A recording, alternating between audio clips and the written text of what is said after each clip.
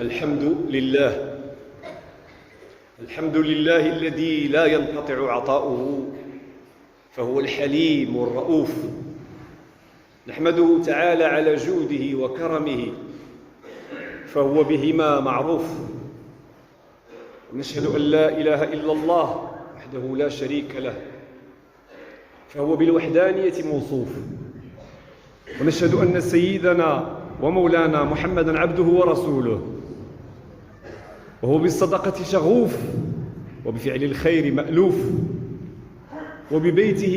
وبيته مأوى للضيوف، صلى الله عليه وسلم وعلى آله وصحابته الذين اصطنعوا من المعروف صنوف، وكانوا على أنواع البر عكوف، وعلى تابعيهم وعلى من تبعهم بإحسان إلى يوم الحساب والوقوف. أما بعد، معشر المؤمنين والمؤمنات شباب الإسلام، عن أبي ذر قال لي رسول الله صلى الله عليه وسلم: يا أبا ذر، أترى كثرة المال هو الغنى؟ قلت: نعم يا رسول الله. قال: أفترى قلة المال هو الفقر؟ قلت: نعم يا رسول الله. قال الحبيب صلى الله عليه وسلم: إنما الغنى غنى القلب، والفقر فقر القلب، ومن كان الغنى في قلبه فلا يضره ما لقي من الدنيا، ومن كان الفقر في قلبه فلا يغنيه ما أكثر من الدنيا، وإنما يضر نفسه شحها. رواه ابن حبان. صدق رسول الله صلى الله عليه وسلم، وهو يصحح للصحابي الجليل ولنا كذلك المفهوم الخطأ عن الغنى والفقر، إذ أوضح لنا أن الغني الحقيقي هو الذي يكون في قلبه غنيا، ولا يكون قلبه كذلك إلا إذا كان مرتبطا بالله، ومنه يستمد غناه، إذ يعلم أن الأمر كله بيد الله، وأن الرزق هو المتصرف فيه، وأن العطاء في الأصل من عنده. ومن هناك فهذا الإنسان وهذا القلب منفق متصدق على المخلوقات، لأنه ينفق من خزائن ربه وليس من خزائنه هو. هذه هي القضية وما فيها. كيفاش تولي تشعر أن داك الشيء اللي عندك ديالو هو اللي عطالك، وتعطيه للآخرين باش يزيد يعطيك. وكذلك كان الحبيب صلى الله عليه وسلم يفعل دائما. فقد صحح لبعض الفقراء مرة أخرى مفهومهم عن الصدقة، لما رواه الإمام مسلم عن أبي ذر الغفاري رضي الله عنه أن ناسا من أصحاب النبي صلى الله عليه وسلم قالوا له: يا رسول الله. جو عنده شي فقراء عند الرسول صلى الله عليه وسلم، قالوا: يا رسول الله، ذهب أهل الدثور بالأجور، الأغنياء داو كل شيء، يصلون كما نصلي، يصومون كما نصوم، ويتصدقون بفضول أموالهم، يعني اللي زايد عليهم، يعني وحنا ما عندنا غير داكشي الصيام والصلاة. قال النبي صلى الله عليه وسلم، شوف كيفاش غيصحح لهم هذاك الشيء اللي في ريوسهم: أوليس قد جعل الله لكم ما تصدقون؟ راه عندكم، خصكم غير تعرفوه، إن بكل تسبيحة صدقة. غادي في الطريق جالس كتقول سبحان الله، كتحضر نية، راه مكتوبة لك. وكل تكبيرة صدقة، وكل تحميدة صدقة، وكل تهليلة صدقة، وأمر بالمعروف صدقة، ونهي عن منكر صدقة. جوج دراري مضاربين ولينا كندوزو من حداهم ما نخليوهم عادي. شداني لداك الشيء، لا سيدي بلاتي أحسن، أوليدي الله يرضى عليك، ها أنت ديتي صدقة. وفي بضع أحدكم صدقة، يقول الرسول صلى الله عليه وسلم، يعني جامع الزوجة ديالك في الفراش مكتوبة لك صدقة. قالوا: يا رسول الله، أيأتي أحدنا شهوته ويكون له فيها أجر؟ هذه شهوة. قال: شوف الفكر الرسول صلى الله عليه وسلم: أرأيتم لو وضعها، يعني شهوته، في حرام، أكان عليه فيها وزر؟ واش كان يتكتب لي ذنب في الزنا؟ قالوا: نعم. فكذلك إذا وضعها في الحلال كان له أجر. هذا هو مولانا، هذا هو ربي، باغي يعطيك سبحانه وتعالى. هذا الحديث معشر المؤمنين هو منطلق هذه الخطبة التي تهدف إلى إيصال مفهوم النبي الكريم في هذا الحديث، وهو شنو اللي بغينا في هذه الخطبة كلها؟ أن العطاء أو قل بالأصح الصدقة، حيث العطاء من عند ربي والصدقة من عندك، أن الصدقة لا تقتصر على المال وحده وعلى العطايا النقدية فقط، بل إن هناك أنواع كثيرة شرعها رب السماوات والأرض للمؤمنين من أفعال الخير تعد صدقات لهم. جلس وليدي، جلس، غير جلس فين ما وقفتي، جلس هكا. تعد صدقات لهم وعبادات يتقربون بها إلى الله الأعلى وهو يقبلها برحمته. فما هي هذه الأعمال وما الذي تحققه من نفع على المستوى الاجتماعي والواقع في حياة الناس؟ أولها نفهمه من حديث للإمام مسلم عن رسول الله صلى الله عليه وسلم قال، سيدنا محمد كيتكلم صلى الله عليه وسلم: إن الله كتب الحسنات والسيئات ثم بين ذلك، فمن هم بالحسنة فلم يعملها لمانع. بغيتي دير واحد الحسنة، بغيتي تعاون واحد الإنسان وكما قدرتيش ما عندكش، كتبها الله له حسنة. هذا كلام النبي، كتكتب. ومن عملها كتب الله له بها 10 إلى 700 ضعف وأضعاف كثيرة. وقال لك حتى إلا درتي بغيتي دير شي سيئة ومنعتي راسك تكتب لك حسنة ما درتيهاش. ثانيا، ومن آكد الأعمال وأكثرها غيابا في زمننا هذا، تعليم الناس دينهم الصحيح، ولا أقصد جانب العبادات الصلاة والصيام، وإن كان أيضا من الأمور التي تنقص الناس كثيرا اليوم. بدأوها بالطهارة، كثير من المسلمين كيصلوا ولا أتهم أحد ووضوءه منقوض، ما كينتبهش إلا أن هناك استبراء ثم استجمار ثم استنجاء، عاد توضأ 3 الحوايج شي مرة نشوف. لكني أقصد فهم الدين في روحه، والتي علمها أي الروح علمها الحبيب صلى الله عليه وسلم لأصحابه، وراهم روح الدين فين ما كانوا غينزلوا شي بلاصة أو شي فهم تردهم، والتي اعتمد فيها رسول الله صلى الله عليه وسلم على علم الأولويات، وبذلك سعدت حياتهم وشقي الكثير منا. كنرتبوش الأولويات، ولحيتنا كبيرة ولا أنا دايره الخمار وما فاهم والو. وهنا تحضرني قاعدة من قواعد فقه الأولويات في الإسلام. شنو هي؟ العلماء اللي قالوها، هذه واحدة منهم، راه فايتة 100. أولوية العبادات التي يتعدى نفعها للغير على العبادات التي يقتصر نفعها على صاحبها أحيانا. مثال باش تفهم، قول النبي صلى الله عليه وسلم: لأن يهدي الله بك رجلا واحدا خير لك من حمر النعم. شنو حمر النعم؟ هما دوك الإبل الحمراء كتكون غالية عند العرب وكيضربوا بها المثل على الغنى. قال لك تجيب واحد الإنسان، غنشرحها، أن تعلم شخصا واحدا دينه. هذاك اللي حداك، اش كتفكر في أفغانستان؟ هذاك اللي حداك، أن تعلم شخصا واحدا دينه، أي أن تصالحه مع ربه، ماشي تخوفه.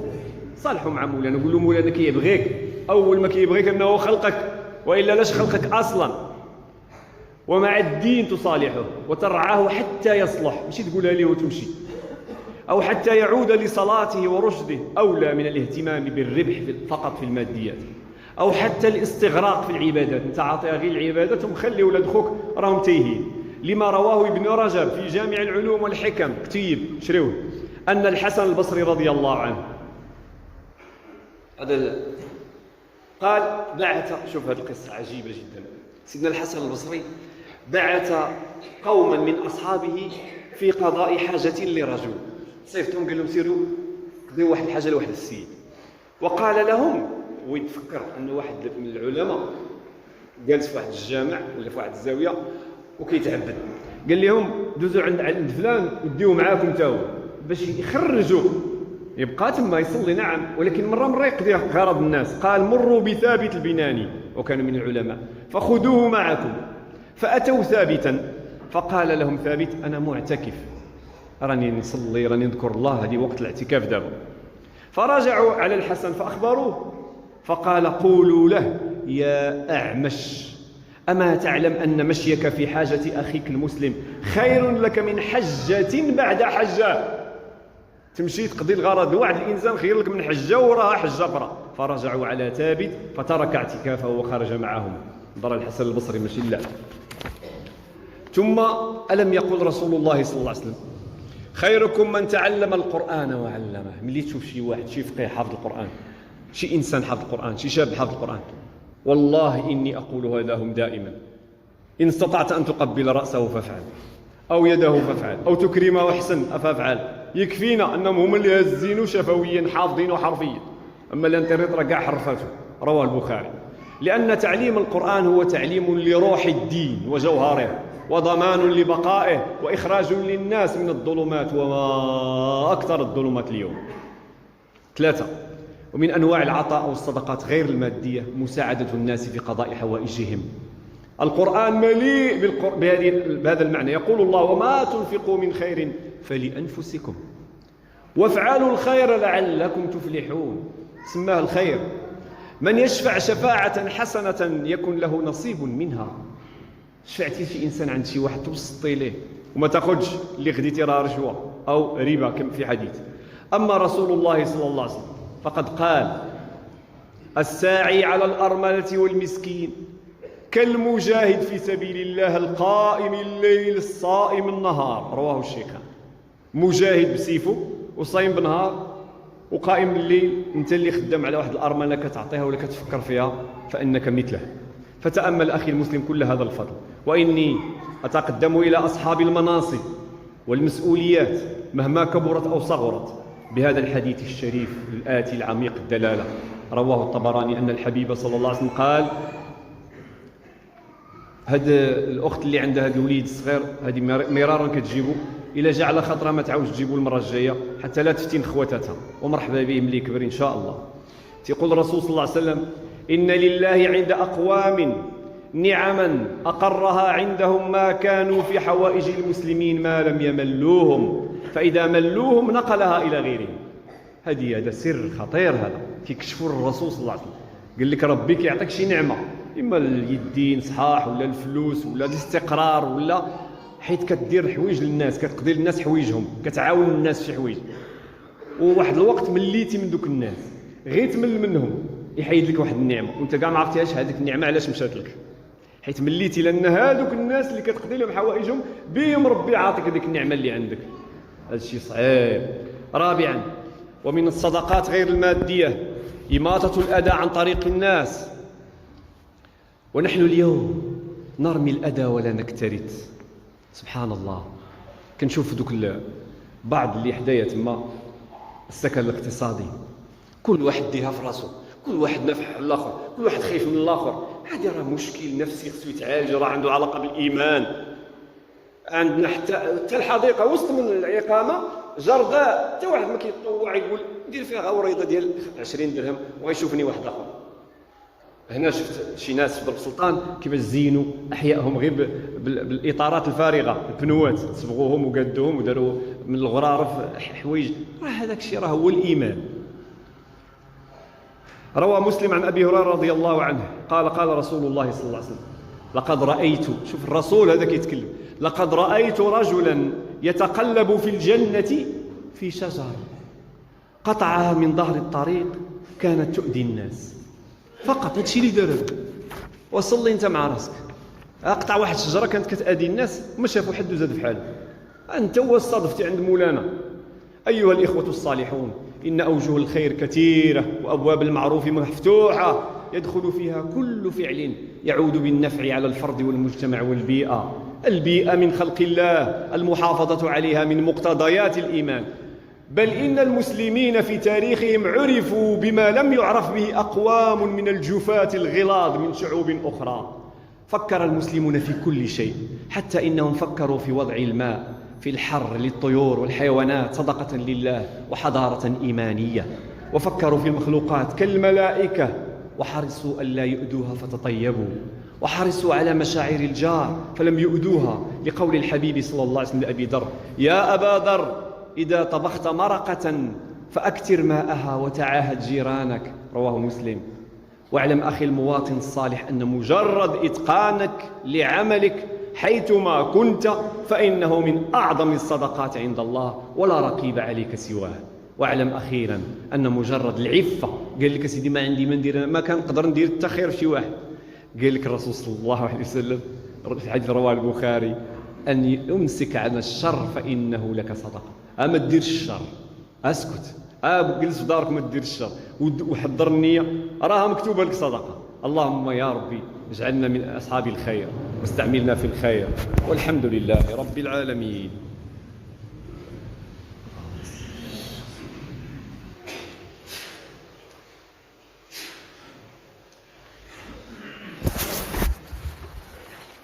الحمد لله وحده، والصلاة والسلام على من لا نبي بعده، وبعد. أيها المؤمنون، روى الإمام الترمذي حديثا للنبي صلى الله عليه وسلم يقول فيه: تبسمك في وجه أخيك صدقة، وأمرك بالمعروف ونهيك عن المنكر صدقة، وإرشادك الرجل في أرض الضلال توريه فين.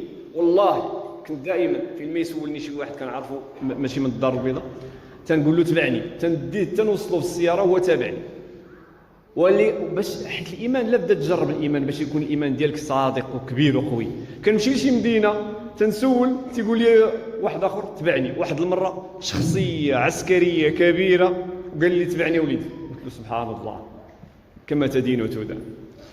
وارشادك الرجل في ارض الضلال لك صدقه، وبصرك للرجل الرديء البصر لك صدقه، واماطتك الحجر والشوك والعظم عن الطريق لك صدقه، وإفراغك من دلوك في دلو أخيك لك صدقة. تخوي من السطل ديالك دابا ما بقى لا سطوله، اش دير؟ عطيه الناس يدوزوا من الطريق. انت ما زربانش ما خدامش، حيد من الطريق يدوزوا الناس اللي زربانين. اليابانيين اللي كياكلوا غير القطط كما تعرف انت وانا، اش كيدير ملي كيجي للخدمه بكري؟ تيحط السياره ديالو بعيده باش اللي جا معطل يحط سيارته قريبه للشركه. هادو ما عندهمش محمد صلى الله عليه وسلم. وللبيهقي حديث: من قاد أعمى 40 أو 50 ذراعا كانت له كعتق رقبة. لذلك معشر الصالحين والصالحات، لا تغفلوا عن ذوي الاحتياجات الخاصة من ذويكم وجيرانكم. كنسميهمش المعاقين، ذوي الاحتياجات الخاصة. قالها الرسول صلى الله عليه وسلم: فمنكم ذا الحاجة. باش 5 الحوايج: إشعارهم بكمال إنسانيتهم، وريهم أحسوهم، ما تقولهاش بالهضرة أنه إنسان بحالك بحاله، بل إن الله رفع عنهم التكاليف كثيرا بقدر ابتلائه لهم. 2: عدم ازدرائهم والنظر إليهم نظرة سخرية أو نقص، لعل الله يعافيها. أنا كنتكلم على الوليدات الصغار، ملي تشوف شي واحد فيه شي إعاقة ما تبقاش تشوف فيه، وليدي عاونوا. 3: إعطائهم الأولوية في قضاء حوائجهم وتقديم الخدمات لهم. كنا يا أولاد الستينات أما الخمسينات ما نحشم قدامهم، والله أستحي. ولاد الستينات وشويه من السبعينات الا طلعنا في الطوبيس كنتسابقوا، طلع شي مرة كبيره ولا شي راجل كبير كنتسابقوا شكون الاول اللي يوقف ويقول لي جلس. اما اليوم كلشي داير الصناطات، يعني ما تهضريش معايا عافاك. شنو هذا؟ وكتصلي وكتصوم ومستعده ليله القدر عندك، ليله القدر عندك، ليالي العشر عندك، عرفات.